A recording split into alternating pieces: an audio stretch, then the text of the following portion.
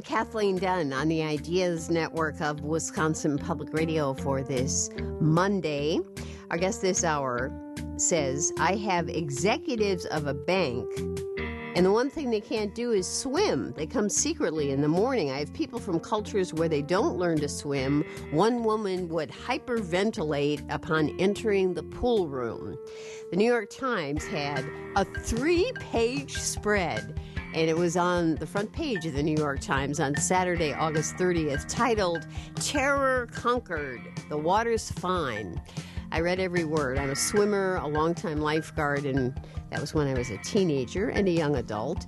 And it's the only sport I know how to do, so it served me well in terms of helping to raise money for college, and then all my life enjoying the water for exercise, cooling off, looking at the sky, snorkeling and sailing. So I read every word of the article and thought, this would be a really good show, and it might be helpful for some of you who have never learned to swim or have developed a great fear or a phobia when it comes to swimming, and it is not unusual. Over half the American public does not know how to swim, and it could lead to serious consequences. On average, this is also an incredible statistic, 10 people unintentionally die every day in the U.S.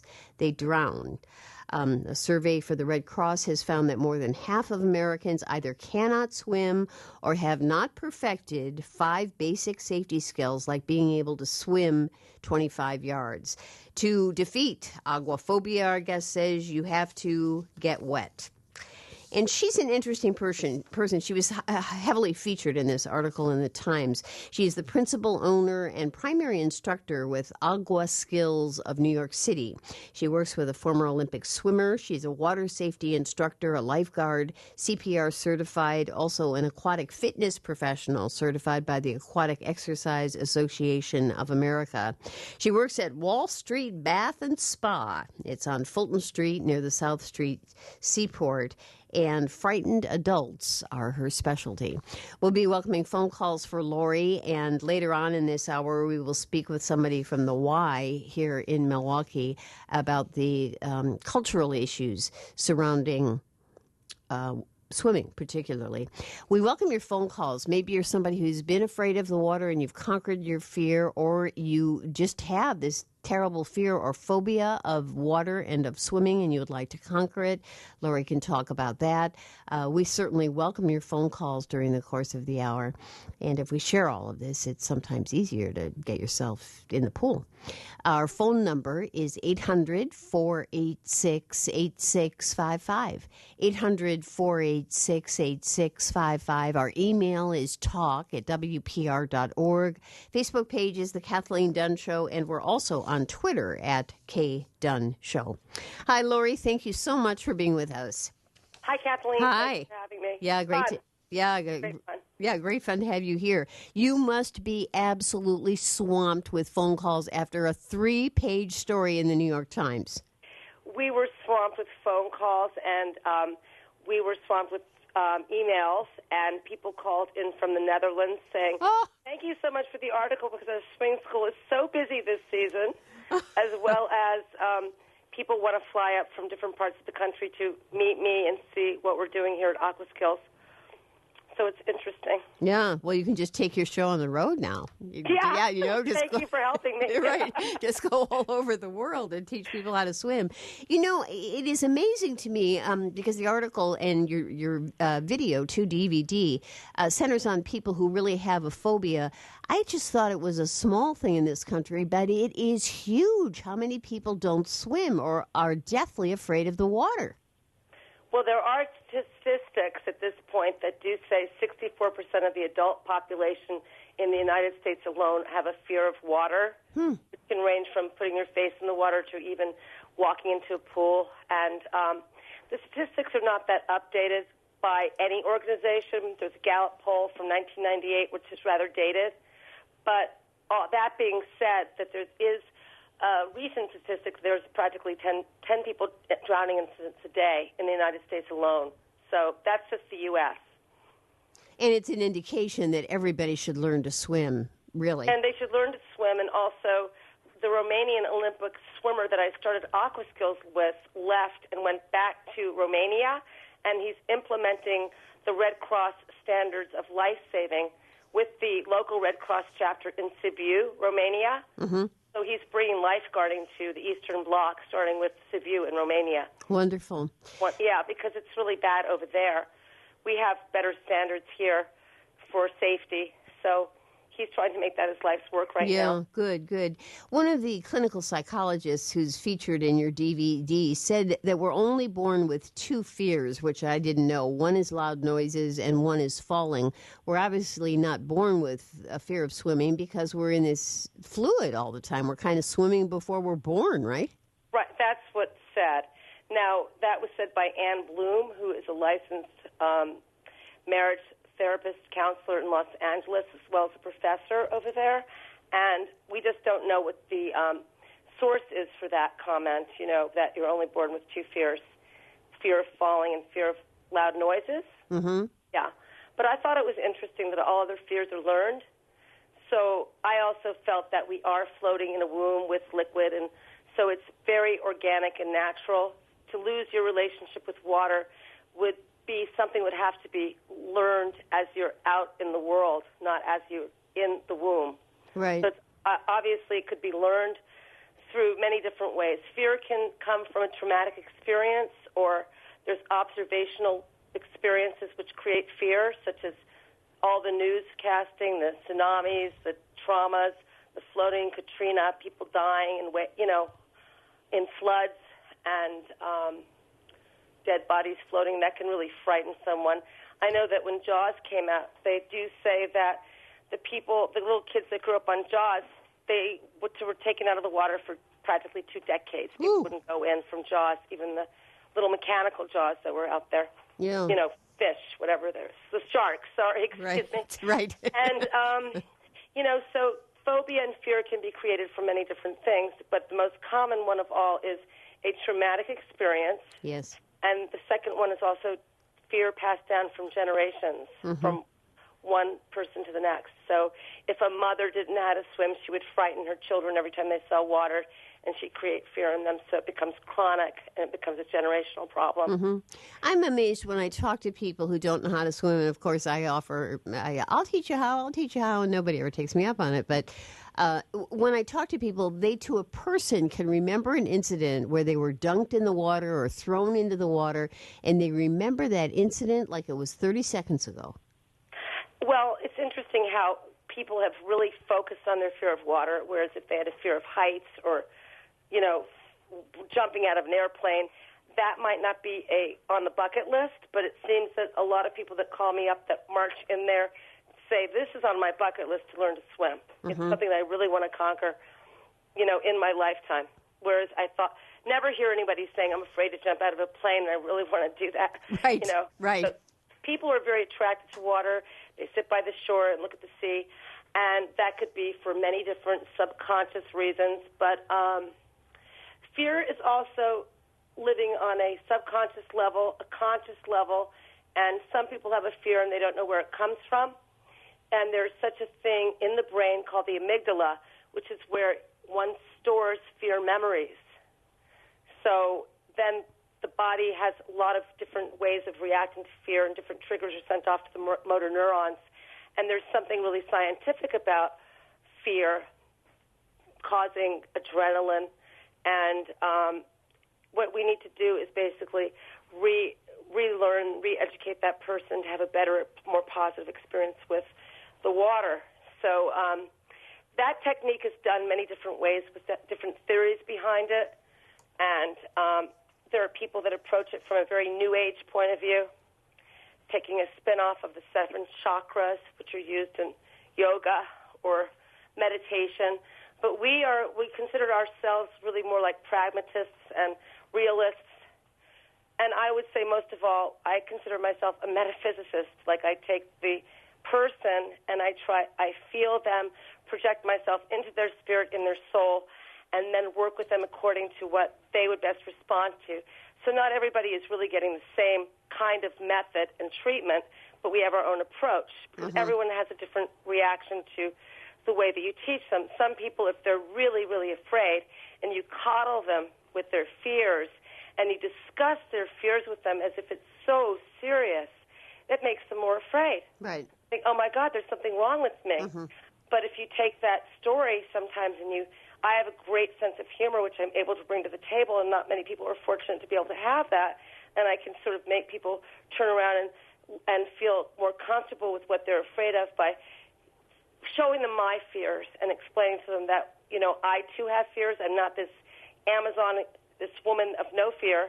I have fears, and we all have fears, and let's make light of it and approach it and see how easy it is, Yeah. But I have to scale back the class for the person to bring them to a very, very fundamental level, just like walking through the water and feeling the water's viscosity and showing them about resistance so that they can keep their balance. Mm-hmm. That gives them confidence the moment they have balance. Because when they look at the body of water, they think, oh, it's going to consume me. I'm not going to breathe. I'm going to drown. I can't hold myself up in the water. I feel like I'm an astronaut in outer space. And they panic. So there's no problem at all by taking somebody by the hand and walking them around the pool, walking them over the deep end as they hold the ledge of the pool, really, really, really small baby steps. And if they really thought that they were alone with that fear, they would feel even worse about themselves. So maybe there'll be one or two people in the pool at the same time taking classes, and that usually makes them feel better. Mm-hmm. Oh, I'm sure Whereas it does. Originally they might say, I don't want anybody in the pool. And as soon as they see the next person walking in that's also mid-age, they say, oh, my, that person can't. I feel better now. Right. So, yeah. Right. But it's not overcrowded because we don't believe that we can really give any value by overcrowding the classes. How long now, and I know you have some really severe cases, but you claim this huge success rate. How long does it take for you to have somebody who's really afraid of water and be able to master a stroke and save him or herself and not have the fear? Is it 20 lessons, several years? No. Well, the way it works is like this. The fear is a psychological issue, which we need to undo. And we're not psychotherapists, so there's no claim to that here. But we're all sensitive, and we work on a very intuitive level. And I would say that Craig and myself, Craig was also written in the New York Times, Craig Hain, who works with me very closely, he has a great, deep psychological understanding of people. So because of our own personal talent on being able to read people and feel people, we know what each person wants and works best with them. And if it's not working out that well, we step back, we trade off the student, so we find the student's comfort level. Mm-hmm. But it's that about the person has to first get over their fear, which could take the first class or it could take by 2 or 3 classes. Mm-hmm. I personally, as an instructor, would take somebody to the first class. They pretty much feel that they're not afraid by the time they come to the second class. Then in the second class, we start doing things. And if I recognize the shoulders hunching up again and the hands coming out of the water stiffening, which, you can't do much if your hands are out of the water when you're pulling the water, that happens. I can see every single sign of fear, the stiffening of the ankles, the hands just going out of the water instead of in the water, the shoulders going up. So they might start moving along saying, I'm sorry, but you still have fear. I can see the fear in your body. So let's go back now and address that and undo that a little bit more and just take 15 minutes to work on that. Right. And there's a really interesting thing that I actually learned from someone that works with me is the ball, that we take the person, have them reach underneath their knees and go into a ball and hold their breath, mm-hmm. and then stretch back out again and feel their buoyancy and then land. But first, we always show them that if they hold their breath under the water and we count really loud and tap them at the same time, that they're holding their breath under the water for, I'll say, 15 seconds, 20 seconds, 10 seconds, whatever that person's capable of doing. Then I remind them that what we're going to do next is only going to require them to hold their breath for 5 seconds. So don't worry about it because you already proved to me that you can hold your breath. You say to them, you're still alive, you're still here. Yeah, that works. Yeah, I bet it does. And they really won't do it unless you do the first step, which is to show them how long they last in the water holding their breath. And then they realize that they're still alive. So it's interesting. And I'm fun with them. And the article that N.R. Kleinfeld, those are his initials, N.R. Kleinfeld wrote. He's a Pulitzer Prize winner. He's an amazing guy, and he understood my personality and thought it was very interesting. He said, this is like cognitive therapy. This is cognitive therapy. that it is cognitive. That's true, but it's not cognitive therapy. I'm not in a chair telling someone that I'm a licensed therapist. And he said, "Boy, what you're doing in the pool. This is just like, are you sure you're charging enough?" And I said, I don't want to, overprice myself where people think it's totally ridiculously unaffordable. And then if they think it is right now, that's also a problem too, because it's really not. Mm-hmm. In New York, the classes are pretty expensive. Over here, renting pools is expensive, and we're giving an hour-long private. So there are also less expensive ways to take the classes as well if they buckle up with a friend or come with 2 other people. But it's very exclusive, and there's a lot of free practice that we're allowing, which makes it possible for people to get where they need to go in a shorter number of sessions, because bottom line is that you do need to build the muscle memory. Mm-hmm. So I think it's really an impossibility to say to you that if somebody came to my classes 10 times and left on the hour at every class, that they would be somewhere with all this. Lori, we'll take phone calls. We have a full bank of phone lines going here and emails coming in as well. So it's obviously something people want to learn how to do, or they've learned how to swim and they want to share their experience. Lori PAILET is our guest. You may have seen the story about Lori and her work at AQUASKILLS of New York City. It was featured in the New York Times. It was a front page story, and then it went on for 2 full sheets inside. Pretty amazing thing. So she obviously, you get a story like that, and all of a sudden she's all over the world. Come to the Netherlands. Let's talk in the Netherlands. And she obviously can't go all over the world talking about this, but it brought to our attention how important it is to learn how to swim, and how so many people don't know how to do that in America, how important it may be, not just for being able to save themselves, because water's all around, but also as a source of enjoyment and for health, because it's really a great thing to do for your body to go swimming. So let's go to phone calls. We'll do that in a moment. Our number, keep it in mind, is 800-486-8655. 800-486-8655. Lori is the principal owner and primary instructor with AQUASKILLS of New York City. She's a water safety instructor, lifeguard, CPR certified, and we'll be with you in a moment on the Ideas Network of Wisconsin Public Radio. Tomorrow during this time period, Clarence Page will be joining us. Clarence is a syndicated columnist with the Chicago Tribune, and he's a terrific guy. He has a book which is selected columns from 1984 to 2014. He started at the Trib in 1969, Reflections on Race, Politics, and Social Change. Clarence will be with us tomorrow during this hour. All right, let's go to phone calls. They're just flooding on in, and we start with Caroline in Green Bay. Hi, Caroline. Hi, this is Carol. Hi, Carol. Hi. Hi, Carol. I was on hold, and your guest said what I was going to talk about for the first time, which was parents passing this on to children. I was living and working in Chicago for 20 years, and I came back here for a visit. My mother was something like in her late 60s. She was taking swimming lessons at the Y. Great. And so I went with her, and it was a nice time. We got home. We're sitting outside, and she said, "This is a really big deal for me, And I said, "Really?" She said, "I'm afraid of the water." And I said, "Mom, I never knew that." And I thought back to all our trips to Algoma to go to the beach every summer. She raised 7 kids, and she was always sitting on the beach. And we were in the water. She raised 7 water babies, for God's sake. And she said, "Well, I knew that if you knew that I was afraid of the water," she said, "I knew you'd never go in." And, there she was paying for swimming lessons. Of course, that was her ingenious to get us out of the house in summertime,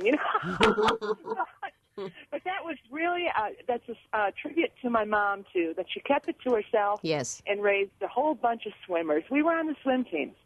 That's all I have to say. Yeah, thank you so much. Isn't that true? If you take those swimming lessons early in life, Lori. But good for her mom, late 60s, and there she is learning to swim. That's great. Well, Carol, I have a secret for you. My mother's from New Orleans, Louisiana. She never stepped inside of a pool her whole life and made sure that I got wet. Huh. And here I am today teaching all these people how to swim. Yeah. I'm a product of that as well. Right. So how old do you think is too young? How old is too young to start swimming? The Red Cross says that you can swim at 6 months, but we don't really do infant training classes. It's just another thing. And then they have to be potty trained. So in a pool environment that teaches adults, we prefer not to deal with unpotty trained children. Mm-hmm. So we do 4 and up. Mm-hmm. But we've had good results at 3.5, but those classes are only a half an hour long. Yeah. They can't be that long. And just to acquaint the child with water and have a positive experience at all times is important. And one thing that parents do, which is totally wrong and unsafe, is throw their children up in the air and catch them, because they actually can have a spinal injury from doing that. Oh, yeah, there's a lot of that, you see. Catching the child in the water is not water safe, but a lot of people do it anyway because the kids love it and scream with glee. Right. Mm-hmm. Thank you so much, Carol, for your call. Anita in Lindenhurst, Illinois. Hi, Anita. Hi, this is lovely. There are 2 items I wanted to mention. One is one of our favorite places to travel to is Newfoundland, Canada, and the whole place is about water. There's all peninsulas all over the place, and if you look at it from a plane, you just see it's just pockmarked with lakes and rivers and everything. And one of the biggest ways that people die there is by drowning because no one knows how to swim. Mm. The place is surrounded by shark-infested waters, and it's very, very cold water. So in the last few years or so, they've really implemented a big surge, a big program, and the Red Cross has been working to get kids places to swim that are not in the ocean. And so the other thing, too, is there's very few actual beaches. It's like dive off the cliff, you know. Mm-hmm. So they're doing that, and they have a thing called Swimming Newfoundland and Newfoundland and Labrador, and they actually, teach kids how to train to go on to the Canada Games. And then they have the Red Cross, and they've opened up pools and actual swimming holes. Oh, swimming holes.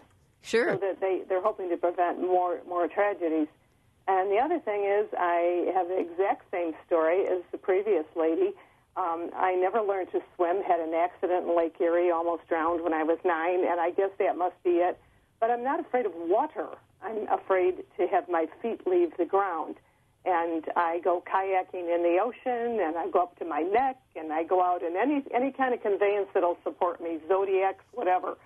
But my feet have to be I can't put my head way down and not be able to, that steadiness. And I did try to take lessons, threw up in the pool, watched the instructor head for the shore, because who wants to be in the pool with that? Oh. Yeah, so I'm we live in the chain of lakes here. Right. And I love it, and I love water, but the feet have to be on the ground. Well, I don't know. Maybe Lori can help you here. I have a remedy for that. Basically what we do is, I think that what you should do, and I'm sorry I forgot your name. Her name is Anita. Anita. What we do is take you over to an area in the pool where you can still feel the bottom, possibly the tippy toes, so you know you can land, and then jump up, tread water, and test yourself and see how long you can stay up from the floor of the pool without touching the floor from fatigue, and then going into a back float. So you see, all the time you're going to be safe because you could land if you wanted to, but you could play games with yourself by looking at a clock and saying, okay, I've done it for 30 seconds, and then do a progressive overload and go back up to a minute until you can eventually do it for about 3 to 5 minutes. Mm-hmm. Then you could take that and bring that to deeper water, but it does require a lot of strength from the biceps. There's also a drown-proofing method, which I don't know if you're familiar with it, but I'll try to post it online at our website. Oh, good. Okay. Yeah. So there's some easier things that you can do as well to make sure that you don't go under if you end up in deep water. And one of them is called drown-proofing. It's an easier way to tread water. Yeah, because I'm sure Anita, who loves the water, would love to learn how to swim. Karen on Facebook has something similar. I'm a strong, former competitive long-distance swimmer, former swim coach and instructor, but I'm afraid of deep open water. I've tried to scuba dive with my husband and son multiple times. I do fine in the pool, but I panic during the open water portion. We live on a lake, and I have to go through a long anti-panic ritual whenever I try to swim in the deep water. This is from a swimmer. Kathleen? Yeah, this is Kathleen. Yeah. Oh, Kathleen, just roll on your back. Roll on your back. Roll on your back so you can get some more air and breathe better. And actually, if you roll more when you do the freestyle and breathe with a body roll as if you're going to go on your back, you can get a nice big gulp of air and roll back down. Mm-hmm. So it just increase your roll by about 25% when you're breathing. Mm-hmm. It helps a lot. Whenever I have to test and I have to do like 40 laps at a time or 25 laps at a time, and I start getting tired about the 15th lap, I start to roll back more to go, it helps a lot. Yeah. Mm-hmm. Thank you, Karen and Anita. Thanks very much for your calls. Our number, we have some lines open. We've been pretty busy here, is 800-486-8655.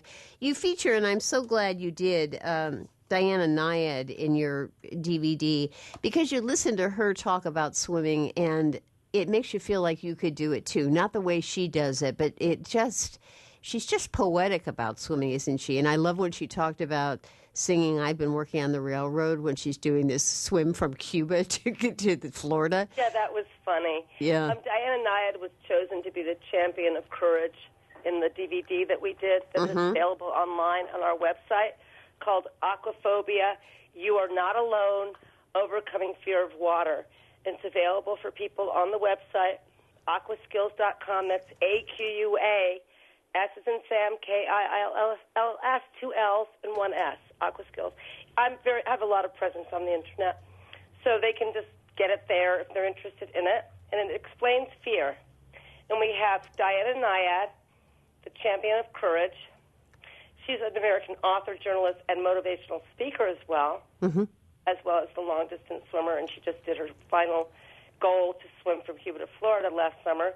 And then Anne is a licensed marriage and family therapist who graduated from Antioch, and she's a certified, with a degree in certified state board from California, clinical psychologist. Catherine is a Kundalini yoga expert, a Reiki master, and a panic healer. Catherine Gardner is very interesting, and she's getting a lot of viewership on her snippets on YouTube because we've discussed with Kathleen from a organic point of view, like the water being organic and it being part of your body and a part of your soul, to be able to feel the water and understand it and embrace the water as a friend, and also what yogis think of as fear. Fear is being imagined. She has a very interesting sentence in the video about fear. Let's go to Katie. Then we have Craig Hain is a BA in social sciences from San Jose State, California, and he's a principal instructor at AquaSkills. And Adrian was a former Olympic swimmer, so he has a lot of tips on breathing. And then me, who fell into this because I was a victim of a violent crime accident in about 1989, so I tore the ligaments in both my knees. Right. So I took up dancing. I was swimming and dancing in the water as a major lifestyle. And I've never left it since. Yeah, good for you. Great for aging. Yes, yeah, it's a great sport. Katie is next in Clinton. Zero impact on the joints. Right. Hi, Katie. Hi, good afternoon. Hey, I just wanted to find out, I have 4 children, now they're 10 through 17, but all of them, we live right on a creek. We have a creek just right down the bank from the back door of my house. These kids have grown up in the water. They've seen this creek in flood stage. They've seen it, well, right now you can go down and it's up to their ankles, and they find ways to play in it. Now, all of them have taken swimming lessons in a lake to get used to the seaweed and the fish and all of that. But I'm just wondering, I know one of your other callers had asked, how young is too young kind of thing, because basically as soon as they could walk and I had them in the water. I mean, these are kids that have learned how to ice surf in the middle of winter. They break off chunks of ice and actually surf down the current and then try to jump off before they fall in. But they love water. So is that how just introduce them to it and don't show any kind of fear at all and let Katie, them... I'll tell you that your children sound very courageous, which is a wonderful thing. But sometimes an overly zealous child that loves the water so much is actually in a possible danger zone because they don't have the skills to really pull themselves across a body of water that might be bigger and wider than they thought they'd ever get themselves into. So it's not too young at 3 and 4 to bring a child to water, but you need to be with them at all times. And when you teach a child, you need to look at the child in the face to give them confidence. So you teach them from the front. And that's why I think group classes for little children is almost impossible unless it's mommy and me. And I would definitely address breathing with the child and start with breaststroke arms and breathing and pulling themselves across a deeper end of the pool with a flipper kick. Nothing too complicated, but like a water safety breaststroke arms and flipper kick, and breathing at the same time. Explain to them about holding the breath under the water and letting it out, coming up for the inhale, because the breathing part is where they can choke. And that's what most children don't have down. A lot of them can hold their breath and go underwater for a long time and pull, but if they had to go longer than they thought they wouldn't make it. Thank you, So Katie. Concentrate more on breathing, face down, and rolling over into a back float. It's amazing to me and you see this all the time, I'm sure, when I see people at the pool, they're trying to do a freestyle, but they've never learned breathing. And so I keep thinking, oh my gosh, that must be so exhausting to keep moving your head from side to side above the water instead of learning a breathing technique where you can glide, go a lot faster, and it's much more enjoyable, really. Well, I would say that's terrible for your neck, terrible for the trapezius, terrible for your back. It's terrible exercise, and it wears you out. And if you put your head up, it pulls your pelvic region down to the floor of the pool. And most people don't really, the average swimming school that you go to that is more of like a mill, in quotes, does not address the breathing portion of the course so much because it takes up a lot of time. And it's very detail-oriented. And since we're all about quality and we give this extra detail to our classes and we're not, a Walmart of swimming, we are not the Walmart for swimming schools. We're more of No, you're not. No, we're like a boutique swim school. So we have time. You know what that means, Kathy. Right, I know. But we have time to roll over to the side and teach all these details. The exhaling through the mouth, a little bit out through the nose when you turn to the side. Because if they don't do the little bit out through the nose when they turn to the side, the water goes up the nose. Obviously, it's little cavities waiting for water to go right down into your brain. So we always do this little extra detail, which I learned from Adrian, the former Olympic swimmer, was that it's out through the mouth and run the rest out through the nose gently with a low-level hum of not like a but but it really helps a lot, and it makes the classes very unique to do this little unique breathing technique. And there's also rhythmic breathing where you actually hold your breath for a few seconds and then you exhale, because it's the moment that you exhale, you have to grab for an inhale. And if you're spending your whole time inhaling and exhaling, you're going to get asphyxiated. Right. Yeah. Dizzy. Right. Yeah, absolutely. And it's just holding the breath for a second and then adding some arm strokes and then there has to be a rhythm involved, Right. Which we did with the Diana Nyad explained about. She sings the songs. She also counts.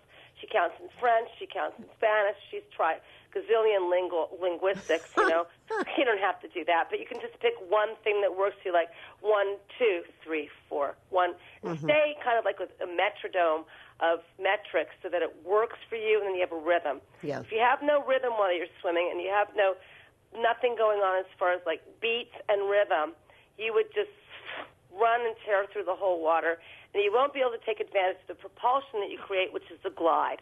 And that's what it's all about. It's about pulling your body forward with your arms and your kicks so that you can propel your body forward when you swim. And you know that, Kathleen, because you're a swimmer. Yeah. So the gliding is good. Bang through the water and spank the water with each kick and crash the arm with each arm entry, crash the water that way. You're just going to kill it because you're not allowing yourself to glide. I even explain to people, it's like, let's imagine it's ice. It's liquid ice. There's an opportunity to glide. Oh, there you go. Let's go to Sherry. One more call for you. Sherry in Milwaukee. Hi. Hi, yeah. I learned to swim as an adult, I guess. As a child, my mother did take us to swimming lessons, but she was definitely afraid of water, so she would take us and then tell us not to drown. So I was very scared of deep water, and it wasn't until I became an adult now that I went back and learned because I did a triathlon. I did a sprint triathlon in August, and I had to swim in a lake in open water, and I did use a wetsuit, so just to, clarify that. But, I mean, the mental effort it took to get over that, to get in the lake, we did have some, work ahead of time. We got to try it out and stuff. I do use a nose clip.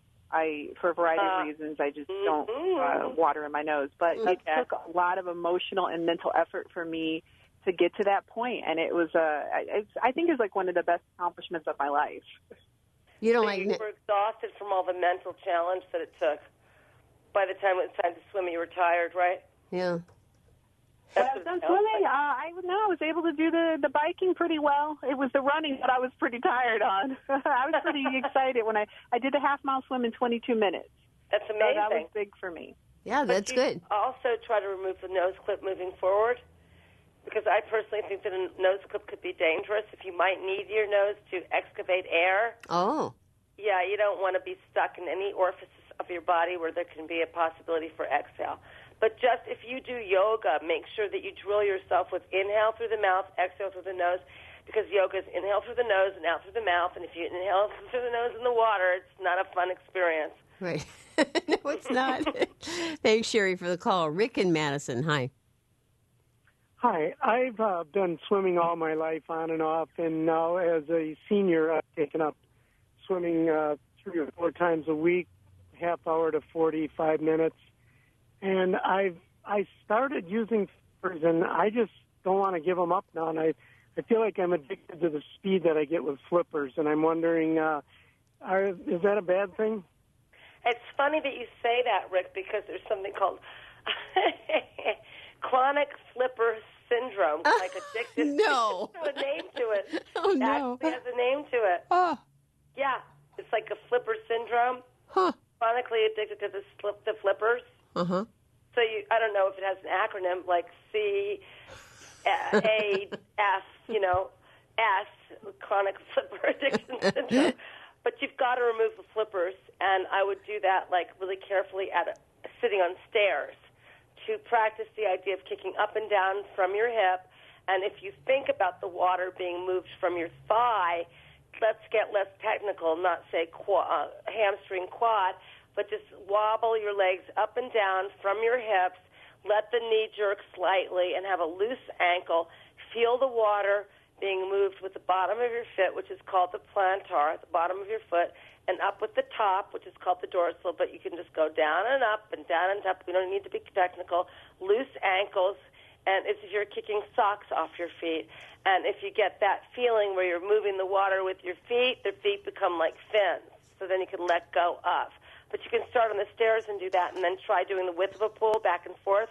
In the beginning, you'll feel that you're going slower, but you're actually not. Thank you so much, Rick, for the call. Well, I have to make I swim at the Dave Schultz Water Park. Everybody in Milwaukee should know about this place because nobody ever goes there. It's unbelievable. It's heated. It's not hot, but it's heated. It's beautiful. It's got, this lazy river, too, and you can swim laps and no, it closed. I'll be moving there soon. It's wonderful, but it's closed because it's it's an outdoor. And now I'm trying to make the transition to going back inside, Lori, and I just can't do it yet. I don't want to say goodbye to summer. Yeah, well, they have heated pools on the rooftops in certain hotels. Where, in New York City? I saw them in L.A. I'm going out there to go in one. It's beautiful, yeah. It sounds terrific. The Standard in downtown Los Angeles said their pool is heated on the roof all year round. It's free to go into it. Oh, I wish you hadn't told me that. Now I know such a place exists, and I'll yearn for it. What's your website, Lori, so people can get more info? Aqua, AQUA. AQUA. A is in apple, Q is in queen, U is an umbrella, A is in apple, S is in Sam, K is in kite, I is in India, L is in love, S is in Sam again, .com. Okay. And there's a link there to buy the video, which explains Fear, the DVD. Mm-hmm. I love that DVD. The picture's beautiful, too. And you can read about us, and we are working on a way to reach more people physically by starting our own program to package the methodology of what we're doing, which we're still confused about what we are doing. It's so successful. We've got to document it somehow, and then get out there and get some other people to teach our methods. Yeah, good idea. Country. Yeah, it's hard, but maybe you'll help us. Yeah, I think we did. Well, Lori, thank you so much. Thanks for being with us. You're on, welcome, ma'am. And it was wonderful speaking to you. Looking forward. Okay. Thanks. Yeah, thanks. Lori PAILET. It's AQUASKILLS of New York City. And we thank her for being with us. When you look at the statistics, there is, when you look at the number of drownings that there really is a cultural divide here, and particularly for African Americans. And the reason is because they haven't been as close culturally to bodies of water to learn to swim. So the last part of our program, we're going to speak with the executive director of the urban campus at the YMCA of metropolitan Milwaukee to talk to her about swimming lessons and why it is that African American children have drowned at rates in swimming pools 5.5 times higher than those of whites. So there's a cultural shift that needs to take place. Get everybody in the water. So we'll talk about swimming and the cultural issue here as we continue. And welcome more phone calls as well. 800-486-8655 is the number. This is the Ideas Network of Wisconsin Public Radio. Between 2005 and 2009, the fatal unintentional drowning rate for African Americans was significantly higher than that of whites across all ages. This from the Centers for Disease Control and Prevention. We'll talk about why there is such a disparity. Access to swimming pools, of course, has something to do with it. Perhaps a cultural desire to learn how to swim. And this next part of our program, Shanae Jenkins is with us, Executive Director of Urban Campus at the YMCA of metropolitan Milwaukee. And, of course, you can learn to swim at the Y. So we thank you very much, Shanae, for being with us. Hi. Hi there. Thank you for having me. Yeah, thank you. So tell me about this cultural divide here. Those statistics are really alarming for this much higher drowning rate for African Americans. Is it a cultural issue? Is it not having swimming pools where people live, or what is it? You know, I think it's a combination of several of the things that you mentioned. Historically, families have not had access, as you mentioned. There's also a big fear of being around water, and then there's just lack of education around the importance of water safety and the desire to swim as well. Mm-hmm. And where does the fear of being around water come from? Do you know?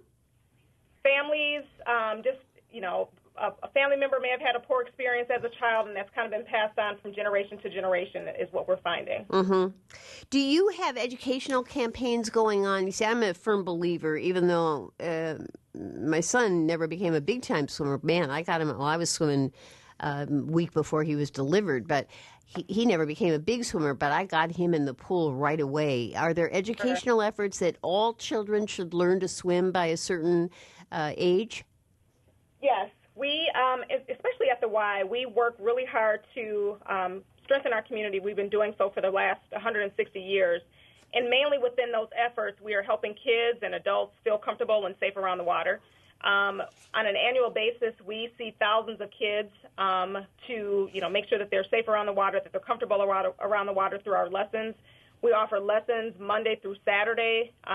We have about 6 different program sessions annually. Great. We're trying to do different things that way to encourage aquatic safety and aquatic activity. In addition to that, we also, a few years ago, we started a program that we call the Swim School, where we target specific area elementary schools, actually, in the Milwaukee area who do not have access to recreation throughout their school day. They're able to come to the Northside YMCA for swim lessons, and we target the grade levels of 2nd and 3rd grade because we're finding that that's the best age to get students involved and interested in swimming. Mm-hmm. And Shanae, what about adults who are fearful? Do you work with them? We do. I was just speaking with my aquatics director, Patricia Frank, is actually sitting here with me. She's done a phenomenal job over these last couple of years, and we've really targeted kind of private lessons for adults. And this year alone, it looks like by the end of the year, we would have reached about 85 adults teaching them how to swim. And, in fact, the article that was shared in the New York Times sounds a lot like what we're hearing from the adults that come through our doors, where they did not have the opportunity to learn how to swim as a child. There was not an interest. Again, as I mentioned, they're growing up, and they're now deciding in their late 30s, late 40s oftentimes that now's the time to do so. Yeah. And many of them, I'm sure your swimming instructor will agree with this, or director, that people have bad experiences when they're children. Too, they may get dunked, they may get tossed into a pool and not know how to swim, not out of bad intentions by the person who does that, although everybody should realize you don't do that to somebody. Right. But it stays in your head forever. Yes, absolutely correct. Yeah. So what can you do to impress on everybody and I've made that part of my life's mission too, that you really need to learn how to swim. How do you let everybody know that? We're looking at half the American people don't know how to swim. Half. Yes. In fact, in the minority community, approximately 70% cannot swim. And a lot of people don't realize that we offer discounted rates to our swim lessons. We have scholarship classes, or we have scholarship opportunities for families who can't afford the full price of a membership. So, for example, at one of the centers that I oversee, the Northside YMCA, a 7-week session is available to a individual child or an adult for $19. Oh my gosh, that's great.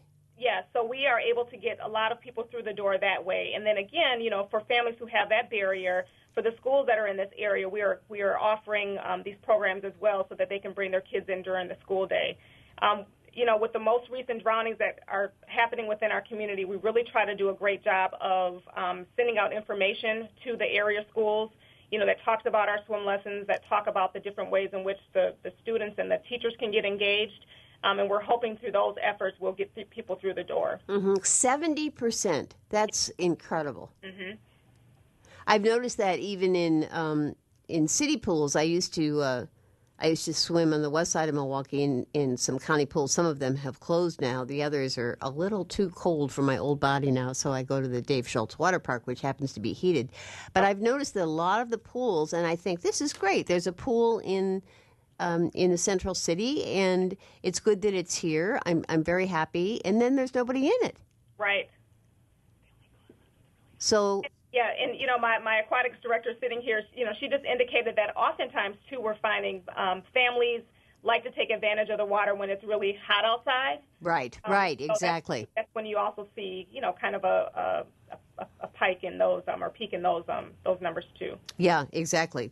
And that's true. It's nice to go into cold water when it's real hot outside. Right. All right, so give us more information about this. If you went to the Y, and we're talking to people all over the state of Wisconsin, so Sure.